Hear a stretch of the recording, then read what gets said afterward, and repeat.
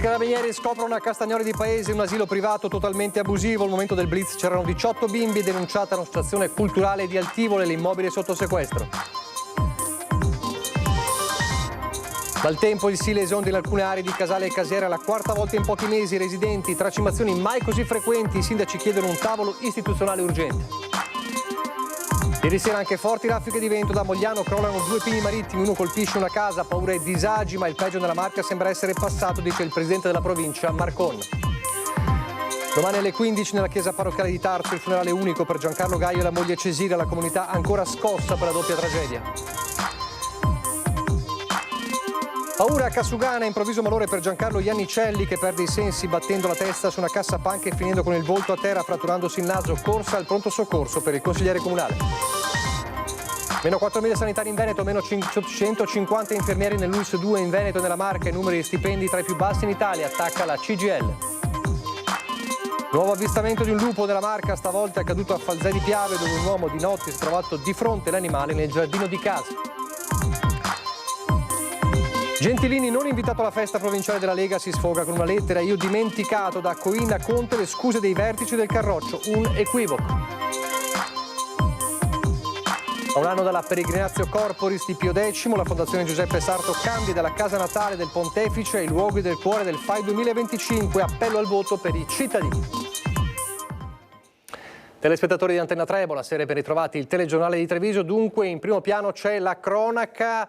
Un controllo per accertare la regolarità delle mense e fa scoprire un asilo privato completamente abusivo. È successo a Castagnole di Paese.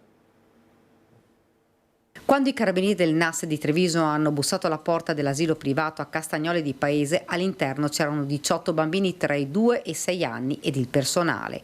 Una giornata come le altre, tutto sembrava normale. Peccato che la struttura fosse completamente abusiva. Ad accertarlo i militari dell'Arma. Immediatamente la scuola dell'infanzia, attiva da 2 anni nel territorio, è stata posta sotto sequestro. I piccoli sono stati riaffidati ai genitori. Il controllo del NAS era scattato per accertare la regolarità delle condizioni igienico-sanitarie e strutturali delle mense scolastiche, ma alla richiesta di presentare la documentazione i responsabili di un'associazione culturale di Altivole non hanno fornito alcuna certificazione. Completamente assente la prescritta registrazione sanitaria, ma i militari dell'Arma hanno scoperto qualcosa di ancora più grave. Mancava infatti l'autorizzazione all'esercizio di questo servizio educativo sociale rilasciata dalla Regione. Insomma, non avrebbero potuto esercitare in quella struttura. Una volta all'interno i carabinieri si sono trovati di fronte a 18 piccoli per i quali è stato richiesto l'immediato prelevamento da parte delle rispettive famiglie. La struttura sequestrata del valore di 300.000 euro è stata posta a disposizione del comune di Paese. Ai responsabili verranno contestate violazioni amministrative per un valore di 5.000 euro. La notizia ha fatto il giro del paese lasciando famiglie e residenti perplessi e preoccupati.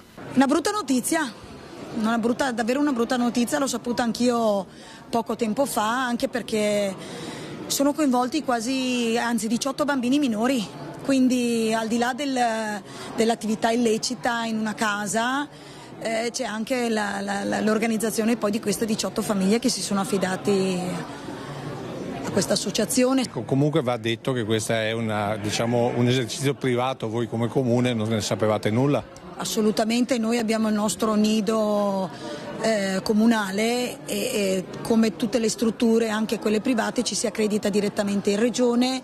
Cosa fare adesso per questi bambini e queste famiglie? Vedremo, sicuramente chiameranno anche noi. Purtroppo a Paese abbiamo una lista d'attesa perché ci sono parecchie nascite, è un problema, da mamma sarà un problema perché dall'oggi al domani non riesci a trovare strutture disponibili, c'è comunque una lista, ripeto, d'attesa, ci sono tempi di inserimento, quindi la vedo veramente una problematica pesante per queste famiglie. E adesso parliamo del maltempo, perché se è vero, come sentirete nel secondo servizio sul maltempo, che il peggio nella Marca è passato, lo ha detto il presidente della provincia Marcon facendo un po' il punto della situazione, se è vero che rispetto all'allerta che c'era nelle scorse ore è andata meglio del previsto. È pur vero, l'abbiamo raccontato nella nostra prima edizione con il nostro Christian Arboit in giro un po' nelle zone più colpite, che i disagi non sono mancati, e sono mancati nelle zone del Sile, il Sile che è esondato infatti in più punti, in particolare a Casale, nella zona del Porticciolo, e anche a Casier. A Casale soprattutto però i residenti, se è vero che sono abituati a convivere con il Sile, sono stanchi, perché è la quarta volta in pochi mesi, mai così frequenti le esondazioni, tanto che i sindaci chiedono un tavolo straordinario. Una volta veniva 2 volte l'anno, in aprile e in novembre, diciamo, quando ho il cambio delle stagioni. Adesso l'abbiamo avuta in gennaio e adesso nel giro, cioè piove, abbiamo questa situazione, ma non se ne può più, veramente, ma veramente, perché non è possibile. Ogni anno sempre di più, peggiora sempre di più.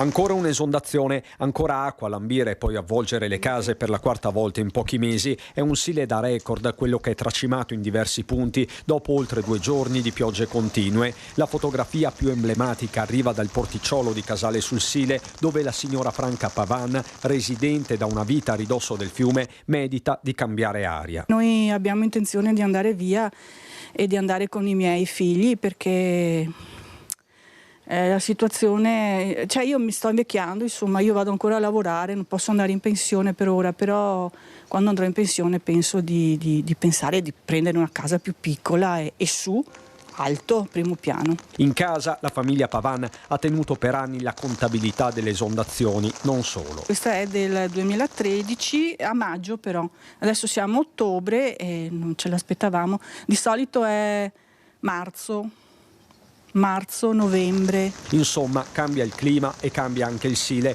Di certo crescono le preoccupazioni. Onestamente ogni volta che piove ci sale l'ansia sia a tutti i sindaci, insomma, di quest'area.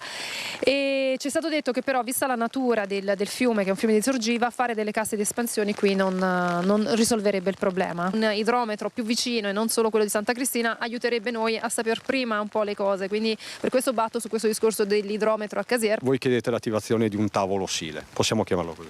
Sì, sarebbe ideale, in modo che insomma, anche stando uniti riusciamo anche a trovare delle soluzioni in sinergia con gli altri comuni. Noi siamo ovviamente a disposizione con gli altri comuni per sederci attorno a un tavolo e per capire cosa possiamo fare, cosa possiamo condividere per garantire serenità alle nostre comunità. Non sono soltanto i sindaci però a porre e porsi interrogativi. C'è anche il contributo che si paga del consorzio di bonifica, con il quale secondo me fanno poco per evitare queste situazioni di allagamenti. Sullo sfondo un altro porticciolo, quello di Casier. Anche qui il Sile è uscito dagli argini, ma quella che sembra un'immagine suggestiva in realtà è un segnale di profondo cambiamento.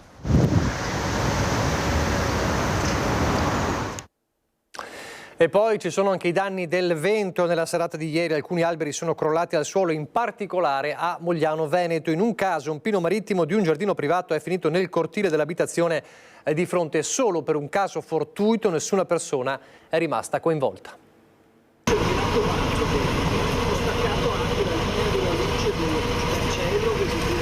L'albero era enorme, con una bella chioma, è stato squilibrato, abbiamo sentito un doppio crack. E si è staccato probabilmente prima la radice e poi è caduto completamente, si è adagiato sul giardino di fronte. Fortunatamente nessuno si è fatto male. Quella è stata veramente sì la fortuna, perché non c'era nessuno, né macchine parcheggiate né pedoni in transito, quindi bene così. Si tira un sospiro di sollievo a Mogliano, dove le luci del giorno restituiscono la scena di una tragedia sfiorata. Siamo in via Pirandello, dove un pino marittimo che si trovava all'interno di un giardino privato è crollato al suolo, invadendo gli esterni della casa di fronte, bloccandone pure l'ingresso. Immediato l'intervento dei vigili del fuoco, che hanno messo in sicurezza l'area. Copione simile poco distante all'incrocio tra via Rossini e via Ronzinella. Anche qui a cadere è stato un pino marittimo che si trovava nel cortile di una bifamiliare a ridosso di una delle vie più trafficate. Fortissimo verso le 10 di sera, Fino stamattina alle 5, stamattina alle 5 è fortissimo e anche sempre piovuto tutta la notte. Interventi per alberi crollati si sono registrati anche a Casale e Monastera, con un'allerta meteo progressivamente rientrata nel corso della giornata. Nel pomeriggio lo stesso bollettino della Protezione Civile ha riportato al verde fisiologico buona parte dei bacini veneti, con allerta gialla ma in fase di risoluzione su Basso Piave, Bacchiglione e Livenza, livelli sostenuti sul Monticano. Sembra passata, l'allertamento è ancora attivo, ma se le precipitazioni continuano così non ravviso situazioni di pericolo. La cronaca ci porta a Tarso perché domani alle 15 nella chiesa parrocchiale di Tarso ci saranno i funerali di Giancarlo Gaio e Cesira Bianchetti, coniugi di Colmaggiore di Sopra, protagonisti della tragedia che si è consumata nella loro abitazione con l'omicidio-suicidio che ha profondamente scosso la comunità. La cerimonia funebre sarà in forma dunque congiunta, l'annuncio del genero Graziano e di tutti i parenti, le eventuali offerte verranno devolute all'asilo di Tarso. Domani l'ultimo addio per una vicenda davvero terribile, e saranno insieme anche in quest'ultimo viaggio, come lo sono stati anche in questa terribile vicenda che ha visto Giancarlo Gaio uccidere la moglie e poi togliersi la vita. L'abbiamo raccontato in questi giorni. A Treviso questa mattina, poco dopo mezzogiorno, momenti di apprensione in municipio per le condizioni di salute di Giancarlo Iannicelli, colpito da un malore improvviso e poi ricoverato al pronto soccorso al Cafoncello.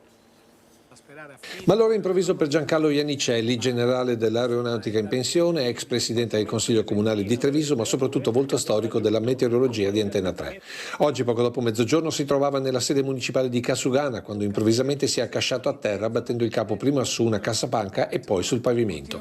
Immediatamente a soccorso del presidente Dotto e degli uscieri ed altro personale del comune, è stato subito portato con un'ambulanza al pronto soccorso del Cafoncello, dove è stato sottoposto alle cure del caso, oltre ad una serie di esami per stabilire le cause del malore e le possibili conseguenze del colpo alla testa. Nell'urto con lo spigolo del mobile non avrebbe riportato gravi ripercussioni neuronali, mentre l'impatto con il pavimento gli avrebbe prodotto la frattura del setto nasale. Dopo gli ultimi accertamenti, il ritorno a casa con diversi giorni di convalescenza e la solidarietà di tutta la cittadinanza trevigiana, con in testa il sindaco Mario Conte, che gli ha espresso personalmente gli auguri di pronta guarigione.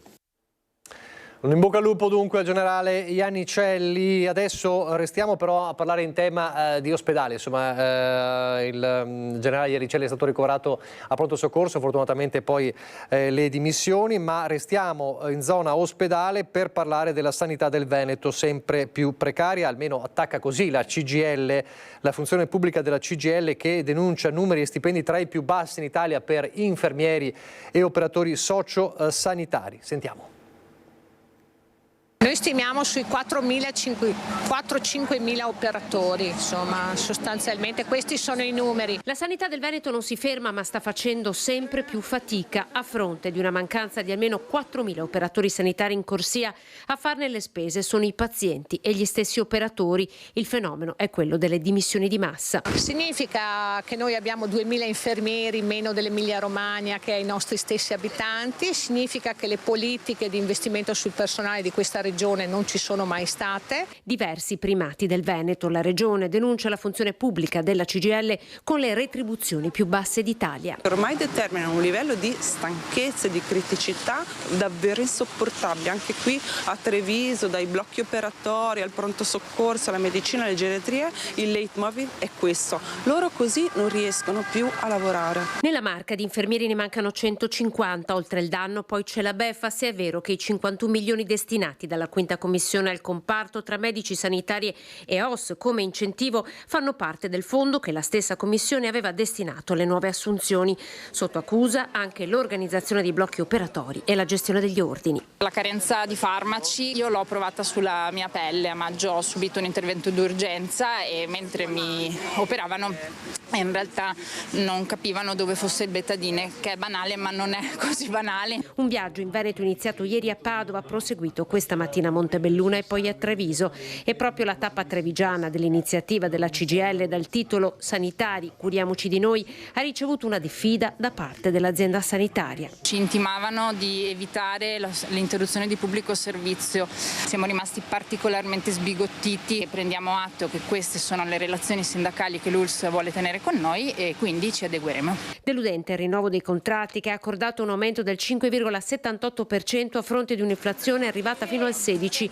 Che la legge di bilancio possa fare la differenza oggi sono in pochi a crederlo. Dalle prime cifre che circolano sembrerebbe proprio di no, ed è una delle ragioni per cui noi il 19 ottobre assieme a Will saremo in piazza a Roma.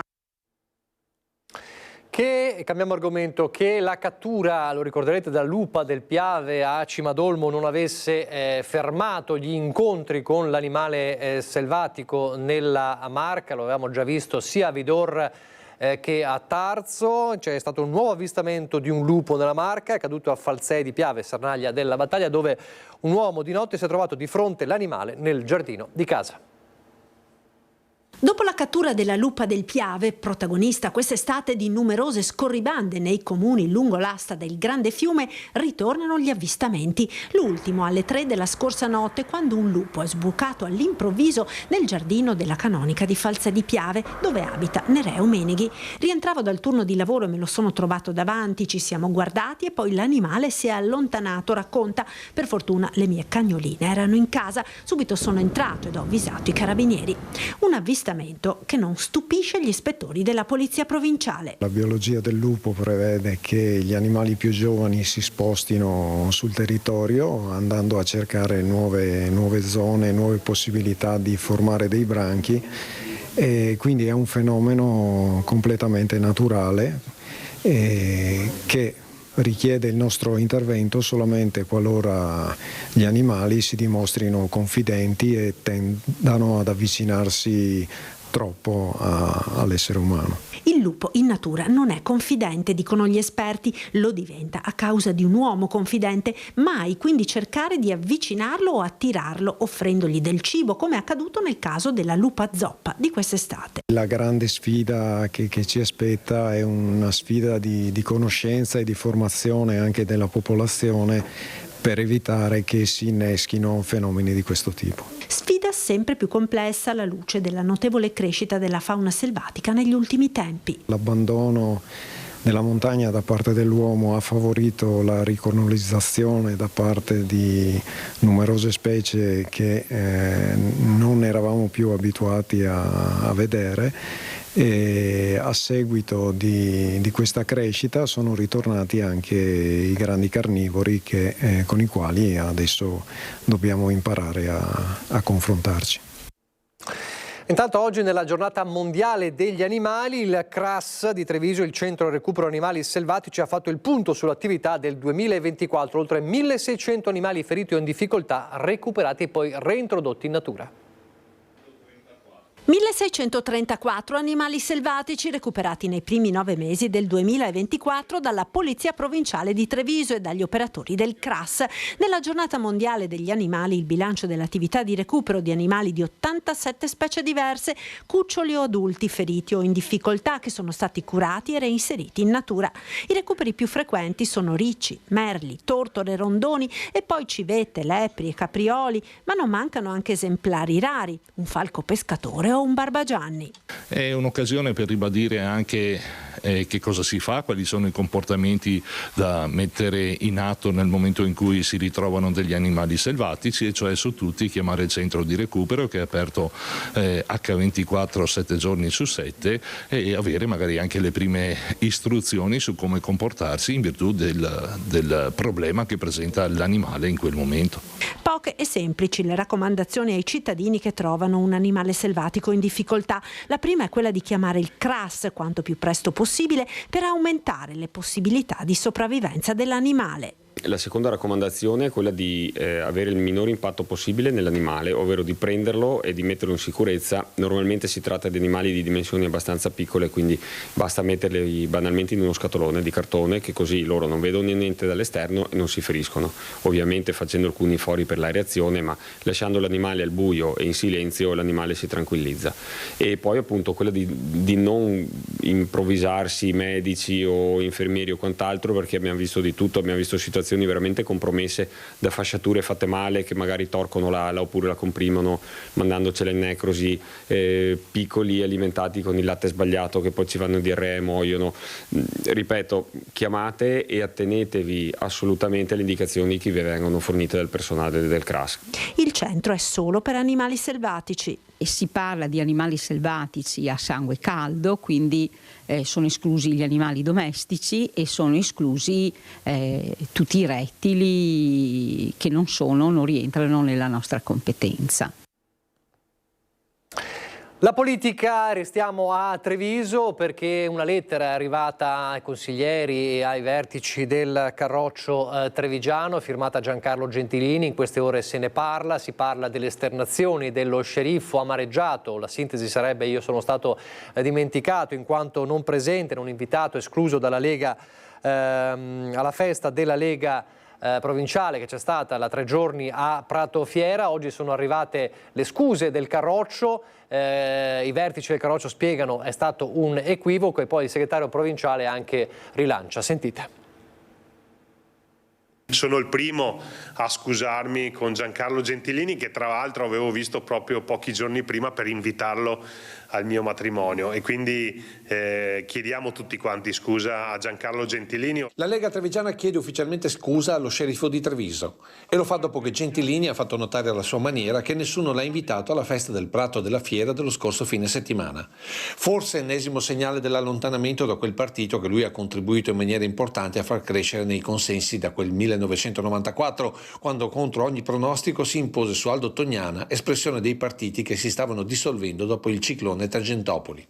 Per questo ha sottolineato come tutti quelli presenti alla festa non avrebbero mai fatto politica senza di lui. Fatto innegabile anche secondo l'organizzatore della 3 giorni leghista al centro della questione, che spiega così il mancato invito. Noi abbiamo dato la sua presenza per scontata, così come quella di Paolo Gobbo che si è presentato regolarmente alla festa della Lega. Purtroppo Giancarlo non è passato e di questo ci dispiace. Eravamo abituati che lui comunque presenziava a tutte le feste e anche quando arrivava si faceva notare e tutti lo acclamavano, però l'ultima festa è stata fatta 5 anni fa, di tempo ne è passato e quindi forse abbiamo dato per scontato una cosa che non lo era. Segretario che sottolinea come il partito continui a contare su quello che per tutti è uno dei grandi vecchi della Lega trevigiana. Giancarlo Gentilini è comunque un pilastro della Lega e senza il quale, senza la coppiata tra Gobbo e Gentilini, la Lega non sarebbe quella che è oggi. L'importanza della sua figura quando ha svolto il ruolo da sindaco, così come oggi, che è una sorta di grande saggio, non è assolutamente in discussione, è un punto di riferimento per i militanti, i sostenitori e tutti coloro che vivono l'esperienza degli amministratori locali. E se qualcuno suggerisce che a 95 anni muoversi per una festa politica può essere anche un rischio, Coin rilancia. Al prossimo appuntamento poi che abbiamo già in programma per fine anno, prometto a Giancarlo che se non verrà lui a questo appuntamento andremo noi a trovarlo e prepareremo un bel saluto da parte sua col suo tono di voce squillante, come è sempre stato e come sempre sarà, ai militanti. Staremo a vedere adesso, prima di andare in pubblicità, torniamo a parlare della festa di San Francesco. L'avevamo annunciato già questa mattina nella prima edizione. Lucio Zanato per parlarci della messa solenne ma anche del concerto di questa sera. Lucio, buonasera.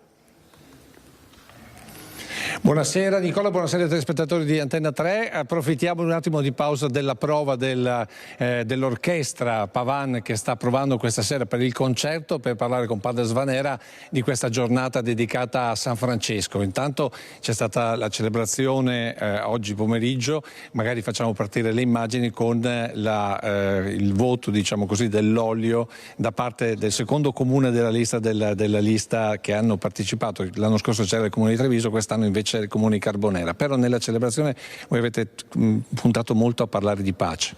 Sì, pace bene a tutti. Intanto facciamo questo bel saluto che ci accompagna come francescani. È vero, penso che tutti noi siamo un po' così preoccupati della situazione internazionale, ma a prescindere il messaggio francescano è un messaggio di pace. Io ho ricordato come San Francesco prima di iniziare ogni suo intervento diceva pace a voi, che poi è l'invito Dio è la parola che accompagna anche la vita cristiana pasquale. Quindi il messaggio è questo: vogliamo che San Francesco ci sostenga in questo percorso per tutti di preghiera, di riflessione e anche di impegno, perché la pace parte da noi. Ecco, poi la lampada votiva, quest'anno appunto della comunità di Carbonera, segno delle comunità che stanno attorno a questo convento, a questa chiesa, ma soprattutto che sono devote a San Francesco. È un'occasione perché si colga la prospettiva, la comprensione di Francesco come patrono d'Italia, e quindi non è solo, diciamo, il santo a cui noi credenti ci ispiriamo, è tutta la realtà, diciamo anche la società, la politica, e non a caso ad Assisi appunto ci vanno a rotazione un po' le regioni a offrire l'olio che arde davanti alla tomba di San Francesco. Qui l'abbiamo fatto con i sindaci della cintura trevigiana, simbolicamente, così volendo coinvolgere la stessa provincia e la regione in questo desiderio che questa fiamma dell'amore del Signore, della pace che si irradia attraverso una semplice luce, diventi una luce che si irradia nei cuori, nella politica, nella società, nel lavoro. San Francesco ispira tutti noi da questo punto di vista. E appunto, proprio per questo il tema della pace è stato toccato dal Vescovo Michele nella sua omelia, con un passaggio dedicato a tutti noi, cioè a tutte le persone, perché la pace del mondo parte dalla pace per ognuno di noi. Allora sentiamo cosa ha detto ai nostri microfoni. È un tempo in cui sembra che stiamo coltivando tutti tanta aggressività, tanta velocità, tanta rabbia anche, e questo non ci fa bene, non fa bene a noi personalmente, non fa bene alla società. Io posso partire da me per trovare quella pace interiore che anche San Francesco ci insegnava a realizzare nella nostra vita. Poi da lì possiamo anche partire e dare un impulso a questo nostro mondo che non sta trovando pace.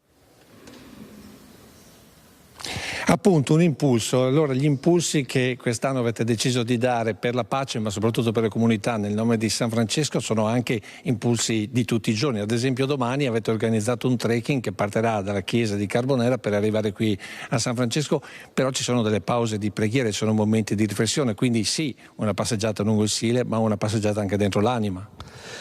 L'idea del cammino che sta prendendo molto anche così le persone, che cominciano a pensare che abbiamo bisogno di spezzare anche questi ritmi veloci della nostra vita.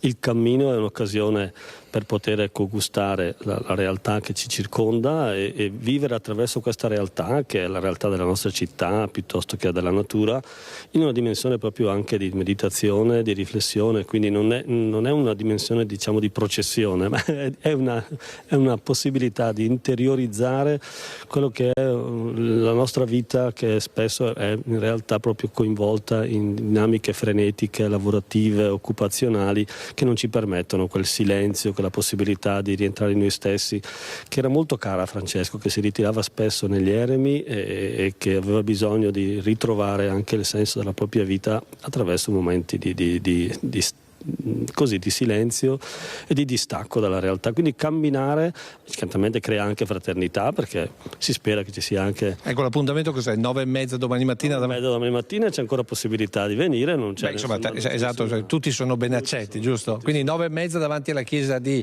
Carbonera per questa passeggiata che poi arriverà qui a San Francesco. Però poi domenica invece c'è un pranzo solidale importante alle 12:45 per Casa Betania. Casa Betania è diciamo la nuova iniziativa qui del convento per persone in difficoltà abitative, ma anche per pellegrini.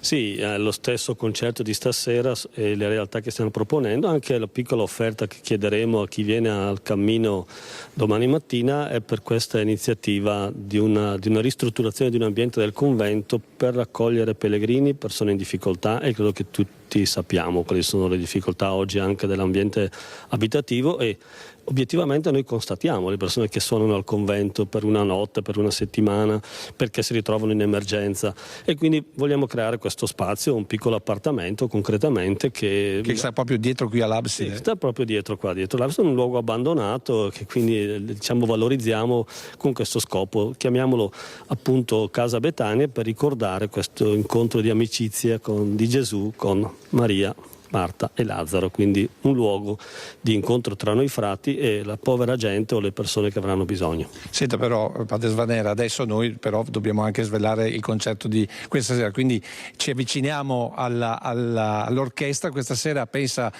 Nicola, c'è un'orchestra particolare che è l'orchestra Pavan, qui abbiamo il direttore Stefano Pavan, ma soprattutto abbiamo il nipote che è un virtuoso, non lo vedete ma lo sentirete perché è un giovanissimo al pianoforte. E devo dire che Antonio promette davvero bene, vero maestro? Questa sera cosa ci farete ascoltare? Questa sera faremo un brano, un repertorio che parte dalla musica di Pachelbel fino ad arrivare alla musica contemporanea, e il momento clou della serata sarà un brano composto dal maestro Fabriciani, che è qui presente con noi, della vera e perfetta Letizia, dedicato al testo di San Francesco. Quindi ci sarà un testo e poi ci saranno dei momenti musicali che alterneranno questo testo particolare. Esatto. Sarà coinvolta tutta l'orchestra, quindi ci sarà il maestro, ci sarà Antonio e ci sarà anche la voce recitante, e quindi ci darà appunto il testo di San Francesco. Un momento quindi di spiritualità ma anche di musica, padre Svanera. Adesso invece cosa ci fate ascoltare in termini di questo collegamento? Adesso faremo l'inizio del concerto di Mozart per pianoforte e orchestra. E allora le prime note del concerto di Mozart e poi linea allo studio. Grazie padre Svanera, ascoltiamoli insieme.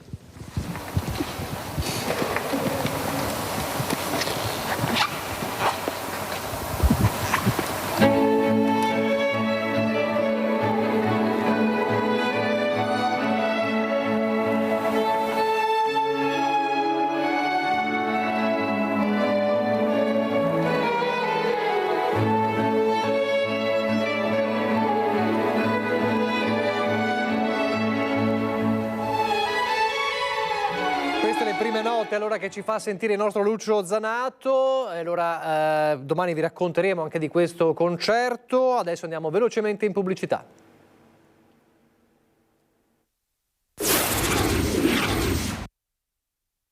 Eccoci in diretta, il telegiornale di Treviso. Ripartiamo da Conegliano con le novità per la viabilità di Conegliano. A breve infatti partiranno i lavori per una nuova rotatoria lungo la Pontebana e sparirà così l'ultimo semaforo a ridosso dello svincolo per il casello di San Vendemiano. Immagini che a breve diventeranno d'archivio per testimoniare l'ultimo semaforo nel tratto coneglianese della Pontebana. Un incrocio trafficatissimo che già dal prossimo mese potrebbe sparire per far posto ad una rotatoria. Pur essendo nel territorio del comune di San Vendemiano, la soddisfazione maggiore è del sindaco di Conegliano. Una notizia che aspettavamo, però al tempo stesso ci ricordiamo anche che il grande intervento sarà anche la tangenziale sud. Ci stiamo lavorando, è un percorso difficile, però questo è un primo tassello che permetterà di decongestionare comunque un'area particolarmente interessata dal traffico urbano. L'intervento è in capo all'ANAS tra via Venezia e via Italia. A maggio era arrivato il via libera del Ministero dell'Ambiente al progetto definitivo. Saranno 14 gli espropriati tra cittadini e aziende. Sul parcheggio del Prealpi verrà invece allestito il cantiere base e lasciati i mezzi di lavoro. La rotatoria è del tipo compatto con un diametro di 38 metri e doppie corsie di entrata sull'asse della Pontebana per evitare il formarsi di lunghi incolonnamenti. Inoltre sono previsti percorsi anche per ciclisti e pedoni. Nel progetto è già stata definita la viabilità provvisoria quando verrà avviato il cantiere. La Pontebana però rimarrà sempre aperta, verranno invece chiusi gli accessi su Viale Italia.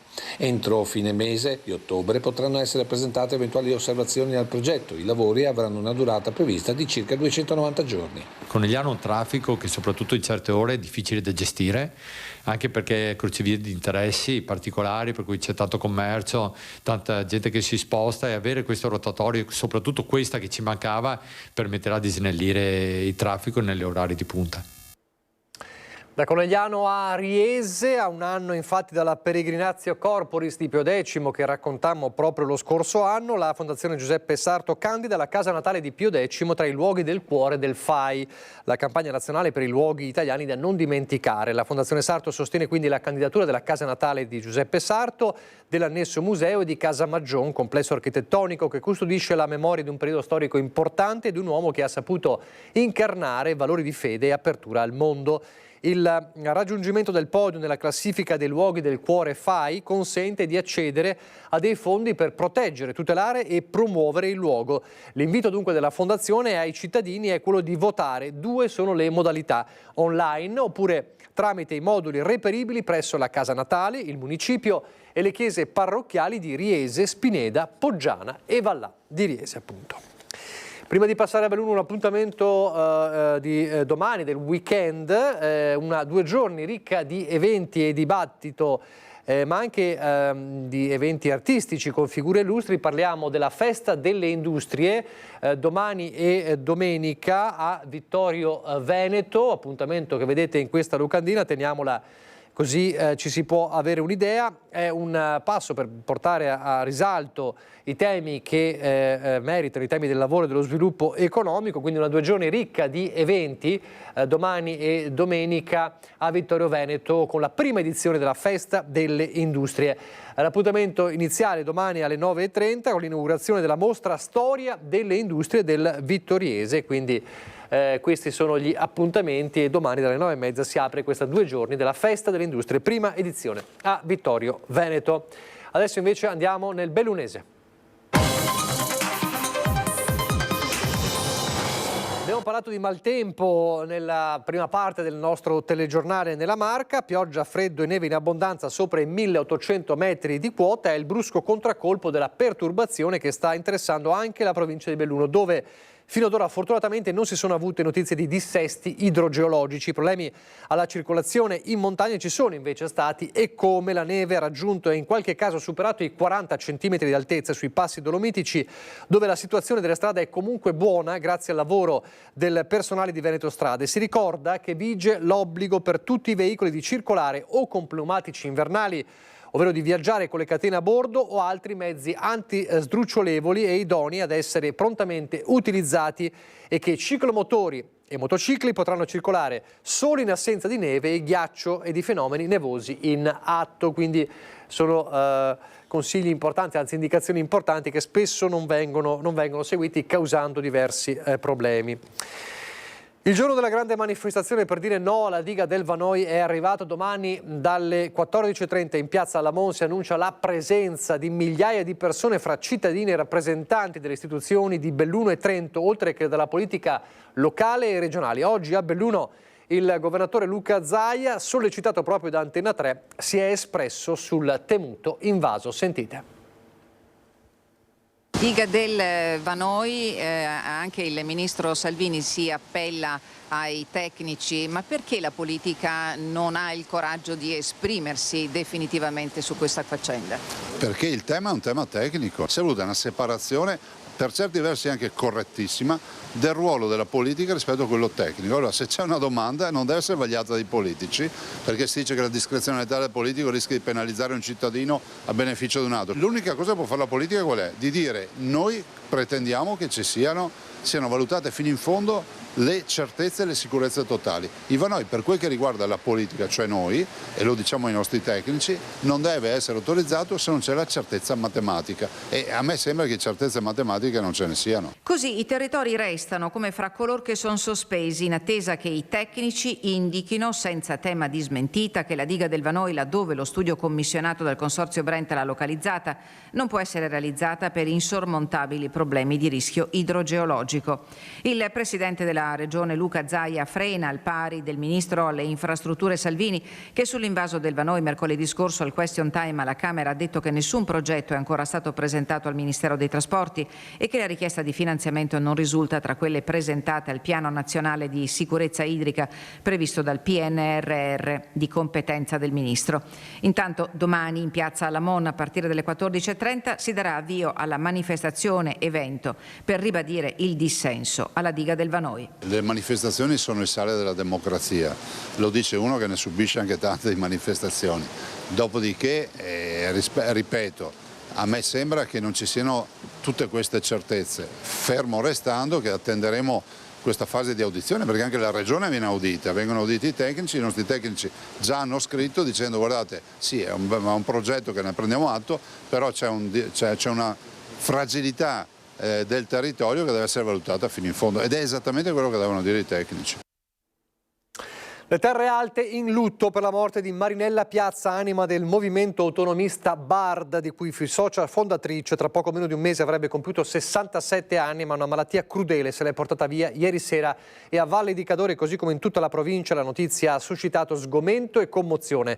Salutiamo un'amica vera, una persona attaccata con tutta l'anima al suo territorio e alle sue montagne, esempio di costanza e perseveranza, scrive il BARD.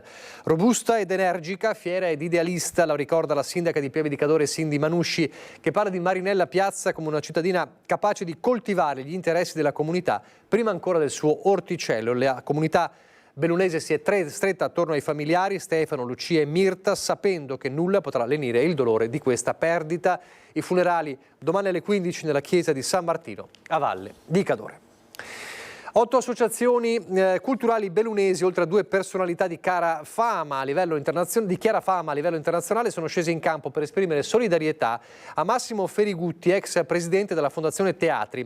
Ingiustificata e dannosa viene giudicata la decisione di non rinnovare la fiducia a Ferigutti, che, si legge nella lettera inviata al sindaco di Belluno, mette a rischio il prezioso lavoro svolto fino ad oggi e minaccia di interrompere il percorso di crescita e sviluppo culturale avviato dalla comunità con partecipazione ed edizione. E ad Oscar De Pellegrin si rivolge con severità il gruppo Giovani e Futuro, che per protesta ha declinato l'invito a partecipare all'incontro sul progetto Culture Link, di cui artefice è stato proprio Ferigutti, fissato a Palazzo Rosso per il prossimo 16 ottobre. Torniamo a Belluno per parlare dell'assemblea annuale del Collegio Veneto dei Maestri di Sci. C'era ospite d'onore Luca Zaia, che abbiamo visto nel servizio sul Vanoi. Oltre a essere il numero 1 dei Veneti, è anche una persona che incontrovertibilmente ha fatto tanto per la nostra montagna. Il quinto titolo di maestro di sci ad honorem, riconoscimento del Collegio Veneto dei Maestri di Sci, riservato a pochissimi, 10 in tutto, poi si procederà per surroga, è stato assegnato al presidente della regione Luca Zaia. La cerimonia si è svolta nella Casa dei Maestri di Sci a Borgo Pradi Belluno al termine dell'assemblea annuale del collegio. Cori da stadio per Luca Zaia, che si è esibito in una sciabolata con un vecchio sci, ha ricevuto in dono il portachiavi, la spilletta in oro e la giacca ufficiale da maestro, gli unici simboli che esporrò nel mio ufficio assieme a quello di driver dell'ippodromo, ha detto Zaia.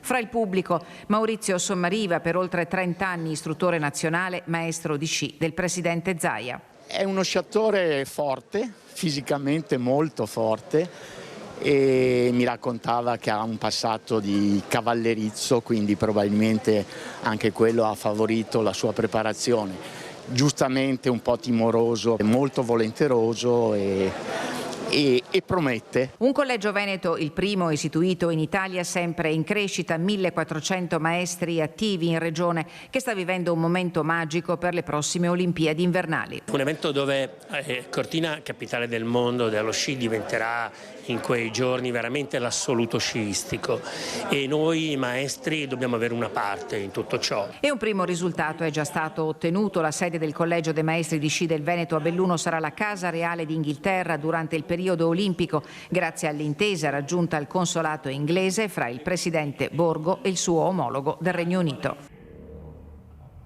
È tutto per questa edizione del nostro telegiornale, vi lascio come sempre dopo la sigla al meteo, arrivederci.